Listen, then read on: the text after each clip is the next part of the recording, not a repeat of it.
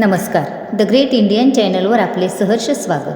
जात्यावर दळण करत बसलेली मैनाबाई पाखराला सांगते आहे, झुंझुन त्या पाखरा माझ्या माहेरी जा आणि माझ्या माईबाईला निरोप दे. तिला सांग की तिच्या लेकीला सासरी त्रास होतोय. माझ्या आईला सांग मला माहेरी यावंसं वाटतंय. 4 दिवस का होईना मला माहेरवासासाठी घेऊन ये. अशी ही मैनाबाई त्या पाखराजवळ आपल्या मनातली व्यथा व्यक्त करते. झुन झुन पाखरा माझ्या माहेराला जाय, माझ्या कामायेलन तुरे सांगशील काय. तुरे सांगशील कायन तुरे सांगशील काय. पोरीले सासूरवास खाल्ली रे 3 हाय, भावाले पाठवून मला घेऊन रे जाय.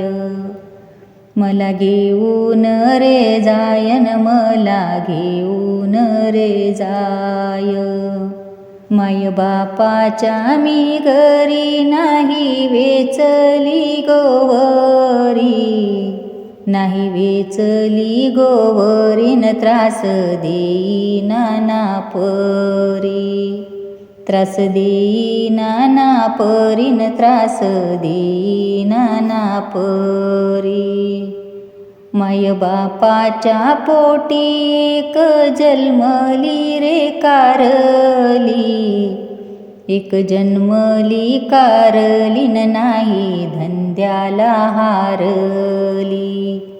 मी नाही धंद्याला हारलीन नाही धंद्याला हारली.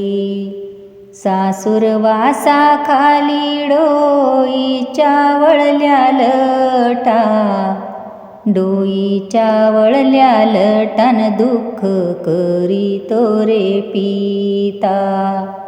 दुःख करीतो रे पितान दुःख करीतो रे पिता. सासूरवासा खाली डोईच झालं रान, मायती माझीन लोणी धाडी कावडीन. लोणी धाडी कावडीन लोणी धाडी कावडीन. सासूचा सासरवास नका करू नंदाबाई, नका करू नंदाबाईन पुनरूपी येणे नाही. जन्मासी येणे नाहीन पुनरूपी येणे नाही.